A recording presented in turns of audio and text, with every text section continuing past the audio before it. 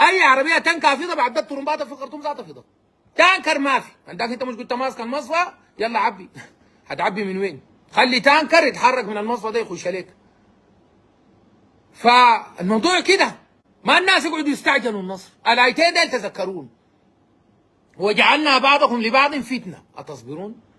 الايه الثانيه اي زول شاكي في نصر الله ليه معناته هو شيء ما مؤمن بالله. راجع ايمانك طوالي. لو مؤمن من كان يظن، امشوا اقروا تفسير الايه دي كان لقيتوها طيره غير طيره السما ده تعالوا لي. من كان يظن ان لن ينصره الله في الدنيا والاخره فليمدد بسبب الى السماء ثم ليقطع فلينظر هل يصيبن كيده ما يغيظ. النصر بيجيبه الله ما بيجيبه انت. النصر ما بنجيبه نحن بعددنا ولا عتدنا وعتادنا ولا قوتنا ولا نحن نبتار ولا لانه عندنا طيران ولا لانه عندنا دبابات ولا لانه عندنا، لا، دي اسباب. احنا ما بنتعلق بالاسباب دي بالنسبه لنا ولا اي حاجه. قبضت دبابه، قبضت مدرع، حركت طياره، ده ولا اي حاجه، لانه اصلا انا ما متعلق بالكلام ده. انا عملته لانه الله امرني بس اعدوا لهم ما استطعتم من قوه من رباط الخيل، ده سبب. لكن النصر من عند الله. اي زول شاكي انه النصر من عند الله يا هو ترى بتكبكب الكبكبه دي. وربنا لو نصرك ما في سلب قلبك، قلب قلبك منه. لو ربنا نصرك قلب قلبك منه. قل لو ان الامه اجتمعت على ان يضروك بشيء لن يضروك الا بشيء قد كتبه الله عليك. رفعت الاقلام وجفت الصحف. نحن حابين نحضر لنا في فيلم معاد سكريبت منتهي. السكريبت ده كتبه رب العالمين 500 سنه قبل الخلق ذاته. ورفعت الاقلام وجفت الصحف. النتيجه شنو عارفه؟ ولكن خدت السنن. قال من ان تنصروا لا ينصركم. يلا تعال نشوف النصر يلا منه. القاعد ينهب ويروع على المواطنين منه. اللي بينهب ممتلكاته منه، اللي بيغتصب بناته منه، اللي بيسرق البنوك وبياكل، بيصرف روحه من الحرام، من المال المنهوب بيصرفوا على عساكرهم وبيشتروا البهايم يطبعوها ياكلوا. ده ما نار ياكلون في بطونهم نارا، ده ما سحت. ده ما حق الناس. انت نهبت نهب انت. ولا يحل مال امرئ مسلم الا بطيب نفس. طيب نفس شنو يعني؟ يعني انت لو صاحبك فردتك عايش معاه 30 سنه، جيت البيت شفت لك حاجه عجبتك هناي وده صاحبك، قلت له يا اخي والله ما تدي الموبايل ده ما تديني ليه؟ حياء انسان اداك له هو نفسه ما طيبه، حرام حرام. خليه انت تيجي تنهب نهب. فنصر الله والله ما عندنا اي شك. اي زول شاكي في نصر الله هو يراجع ايمانه وكده ويراجع ذكره. واللي بيخاف معناته عنده ذنوب ما تاب منها. انا بكلمكم المعركه دي انا كام ده بقول مين ما بدت.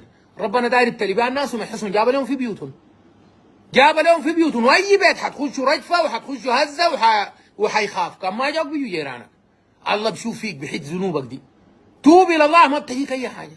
تعمل تحصينك واورادك ما بتجيك اي حاجه. اعمل في حقك احرز بيتك ده من الحراميه ومن تسعه طويله. اي رجال قاعدين في بيت يحرسوا من الحراميه. جو دعامه عندك بذخيرتهم بس لا ما تقاتلوا. جو تسعه طويله موتوا معه. الكلام ده ما عربي واضح. فالعمل الشعبي سلبي جدا جدا. فده الحاصل. يبقى خلاصة أرض الواقع محصلة المعركة دي سوفار حتى الآن دوليا ما في ولا جهة واحدة طلعت تأييد المتمرد ده. إقليميا جيراننا الجامعة العربية، الاتحاد الأفريقي، مجلس الأمن، ما في أي تأييد. بيتعاملوا مع الجهة الرسمية حقت الدولة.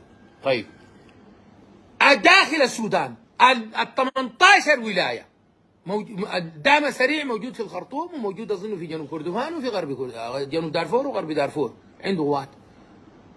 بس ثاني عندي شنو؟ ما الفناك ذاك عاجز، ما مصيره يموت لانه مبتة من فرعه هنا. في الخرطوم الارتكازات قلت، عدد العربات اللي في الارتكاز قل، المسافة بين الارتكاز والارتكاز مرات تكون نص كيلو. العربية ذاتها بدل فيها 8 و10 و12 بقى فيها 2 و3 وواحد كمان. فقد ولا ما فقد؟ امداد ما عنده. يوميا القوات المسلحه بتجي امداد ذخائر موجود، امداد بالمال في الشعب ده واقف مع المتمردين الليله يوميا في جميع انحاء السودان. بتطلع قريه ولا محليه ولا مدينه بتمشي تقيف مع الجيش وتصل للقياده بتاعت الجيش وتدعمهم كلام زي الرصاص. دارين يقاتلوا هم ذاتهم، غير الدعم المادي اللي بيجيبوه كان بهايم ولا مال ولا دقيق ولا تشوين ولا غيره. يوميا. هسه في حي في الخرطوم دي طلع له غافله قال داري يدعم الدعامه. في مدينه في السودان ولا حي في السودان طلع يدعم الدعامه؟ ما في. ده الحاصل. الشيء الثاني الناس لاحظوا انهم يقولوا ينزلوا من عرباتهم. طبعا نزل قتالهم في العربيه دي، نزل من عربيته فقط مقدرته قتاليه نهائي، وبقى يلبسوا جلاليب ويخط الكلاب جوا الجلابيه بورا، ده ما خلاص انتهى. نزل من عربيته، ده انا موضوع انتهى.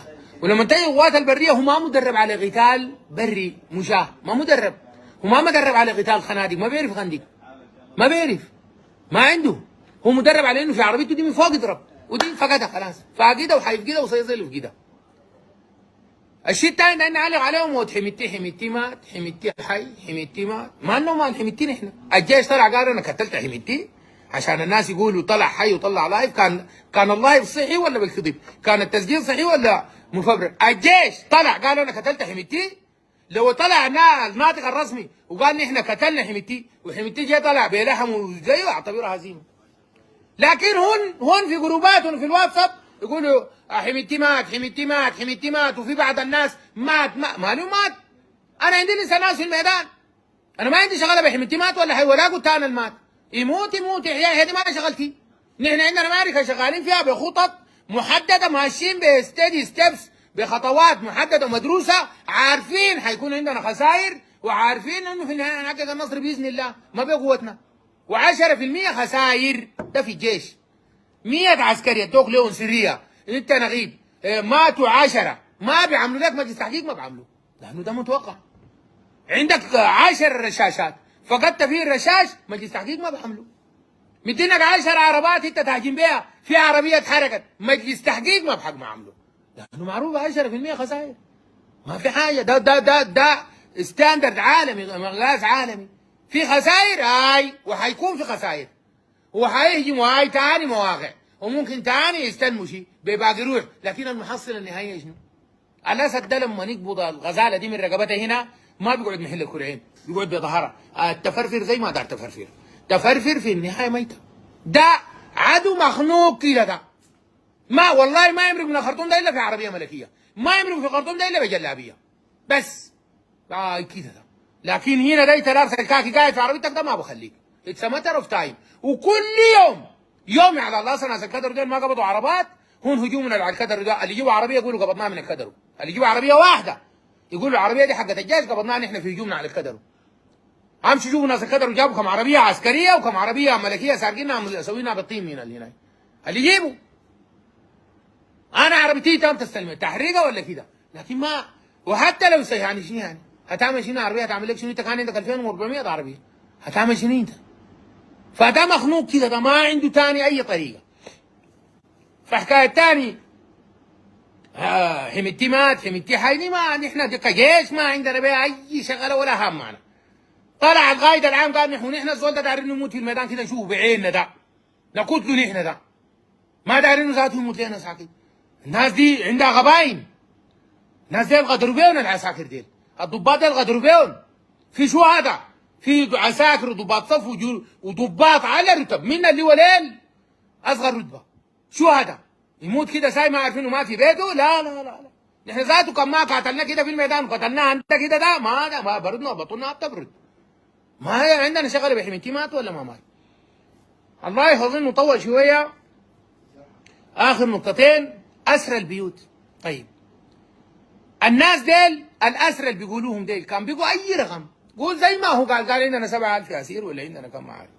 الاسرى ديل انت قبضتهم في الميدان، هجمت معسكر الكدر وده جوا محل الجيش وقبضت اسرى، هجمت القاعده الجويه قبضت اسرى، هجمت وين انت قبضت اسرى؟ انت بتمش تدق للزول بيته، ضابط بيكون في المعاش له 15 20 30 سنه، ضابط بيكون عمره 80 سنه، عندكم اسرى عمرهم 80 سنه، ضباط 80 سنه تدق له بيته عشان تيجي تقول ده اسير؟ زول امه وابوه خلاهم عجايز تعبانين ما معاهم زول، مش عشان يتفقدوا اللي عنده دواء واللي عنده هناك تيجي تقبضوا. والطابور الخامس اللي قاعد يوري بيوت الناس ديل الدعامه ديل عارفين؟ والله العظيم يجوا فيه شنبات دي، يا جماعه الحله دي اسمها شنو؟ احنا جايين ما عارفين ده منو ده، بيسالوا حيعرف بيت فلان كيف؟ ما معناته جاره في الحله او الساكن معاه في الحي كلمهم قال لهم ده بيت فلان، دي دايره لها درس عصر. في خيانه اكتر من كده؟ انت بتتشرف بانك تقيف مع زول بينهب البيوت ويهتك الاعراض وكده. وكلمك الطابور الخامس ده هم لو استلموا اول ناس بيبدوا به، اول ناس